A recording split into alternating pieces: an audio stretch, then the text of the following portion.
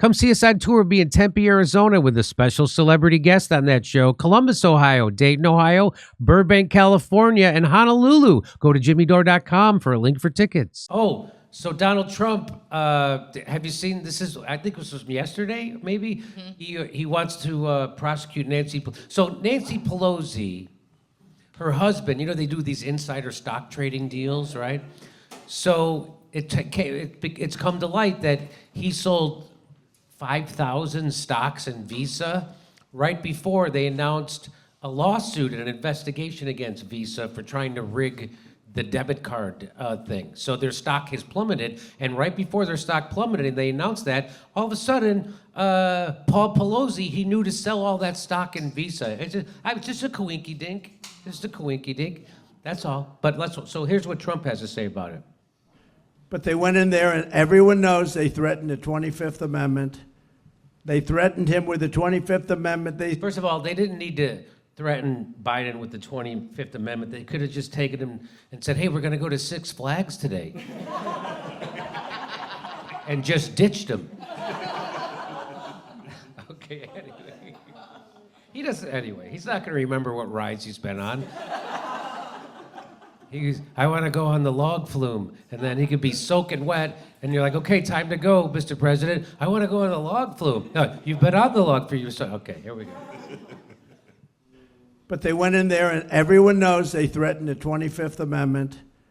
They threatened him with the 25th Amendment. They said, Joe, you're going to get out. And Nancy Pelosi led the charge.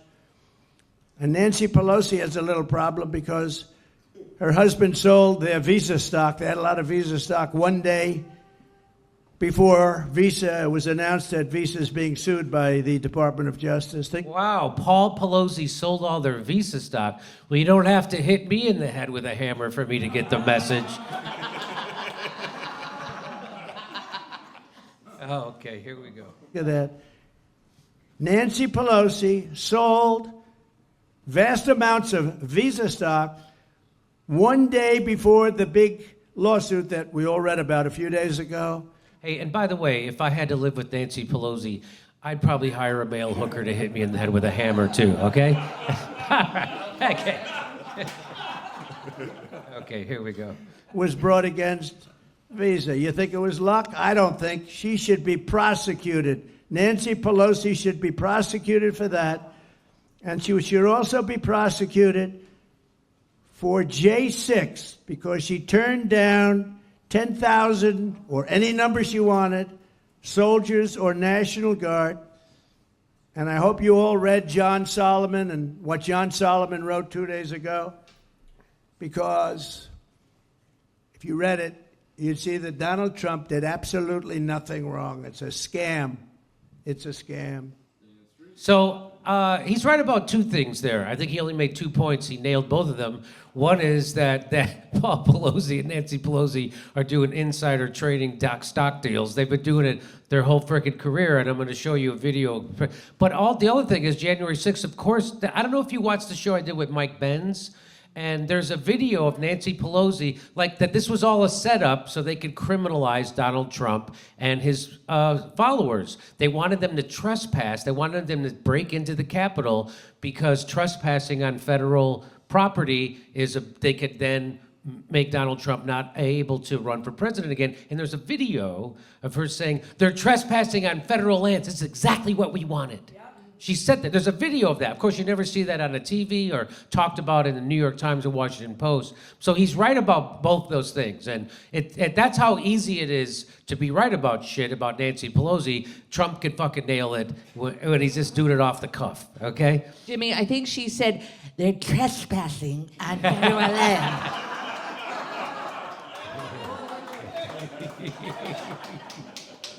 He's right, though. It is a scam, and I learned about it at Trump University.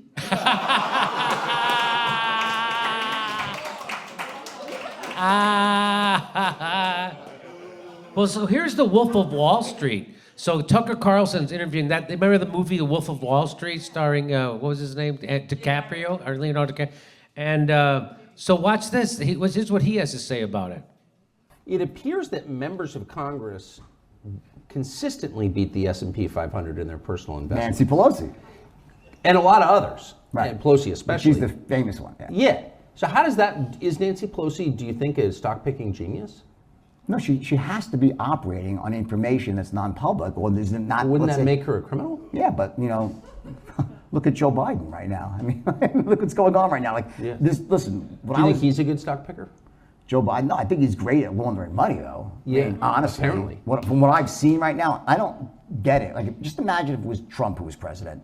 Yeah. Well, every single day in the front page of the New York Times, the Washington Post, and every other publication would be like $40,000 check or $20,000 check from his brother. Like, it'd be game over. Cries for impeachment. Oh, yeah. It'd be like the world falling down. He's in China's pocket.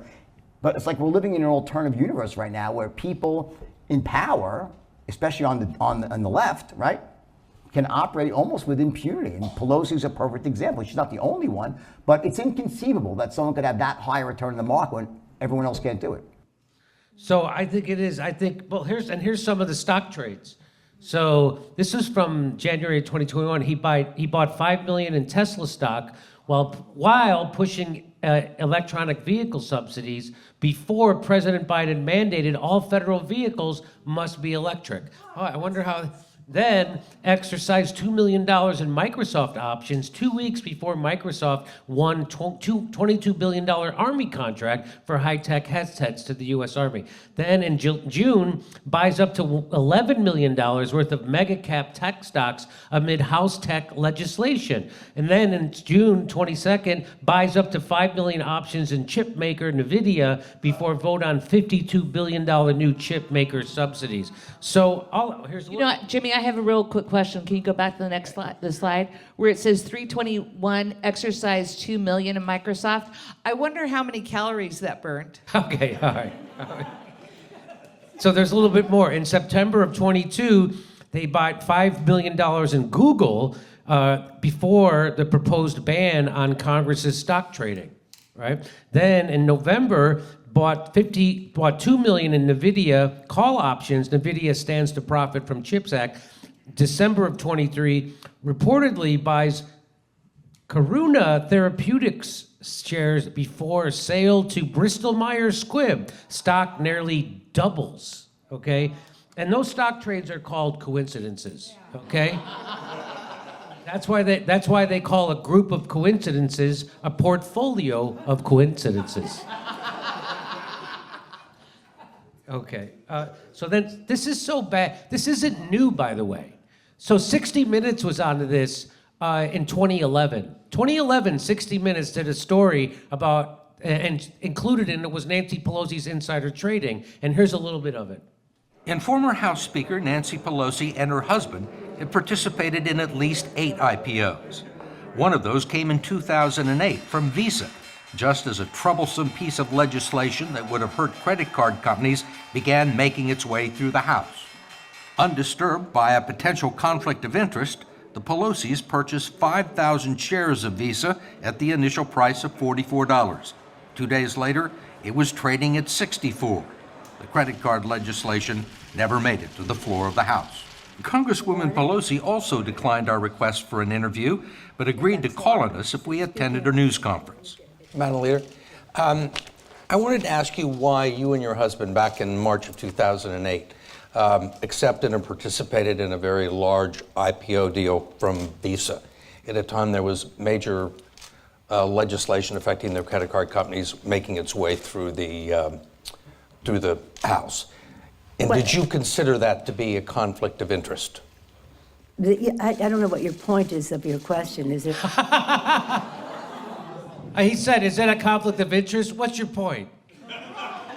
Of course it is. What the fuck's wrong with you? That's how things run here, okay? I don't understand what you're trying to do here.